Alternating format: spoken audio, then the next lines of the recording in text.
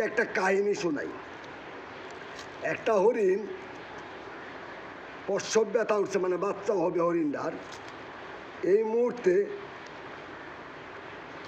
হরিণ বাচ্চা ডেলিভারি করার জন্য কাতরাইতেছে। এর মধ্যে দুই দিক থেকে বাঘ আর সিংহ তারে ঘিরছে। হরিণটারে খাওয়ার জন্য এক পাশে হইলো বাঘ, আরেক পাশে হইলো কি সিংহ। এখন সিংহ বলতেছে বাচ্চাটা ডেলিভারি হওয়ার লগে লগে ওরা থাবা দিব। বাচ্চাটা ডেলিভারি হইলো, মার একটু দুধ খাবে, তারপরে তারা থাবা দিব। বাঘও একই চিন্তা করতেছে। আর হরিণ এখানে ইমান পাকা, হরিণের কি ইমান পাকা। এখন আল্লাহ পাককে বলতেছে, আল্লাহ একদিকে বাঘ আর একদিকে সিংহ, মাঝখানে আমি আমার বাচ্চা। আপনি রক্ষা করনেওয়ালা, মারনেওয়ালা, আপনি হায়াত রাখনেওয়ালা, আপনি বাঁচানেওয়ালা। তে হরিণ আল্লাহ পাকের কাছে ফরিয়াদ করলেন। আর হরিণও কিপটি ধরে এক জায়গায় বয়ে রয়েছে, লড়ে চড়ে না। বাচ্চা হয়েছে, বাচ্চা দুধ খাইতে আছে,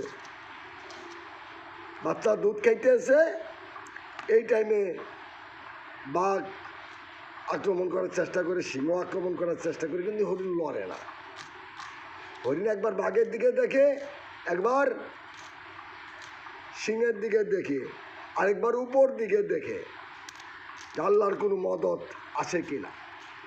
মরলে মরছি, হায়াত মতের মালিক আল্লাহ, এখানে খাড়াই থাকবো।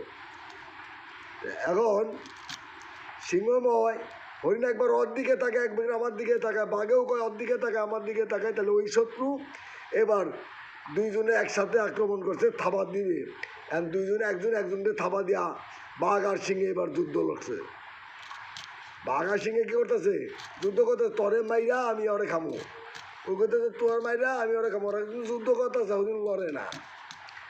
যেন যুদ্ধটা খুব ভয়ানকভাবে শুরু হয়ে গেল, তখনই হরিণ ওই দিকে আলগো উঠতে সইরা গেল। হরিণ কার উপরে ভরসা করছে, তা আল্লাহর উপরে ভরসা করছে হরিণ।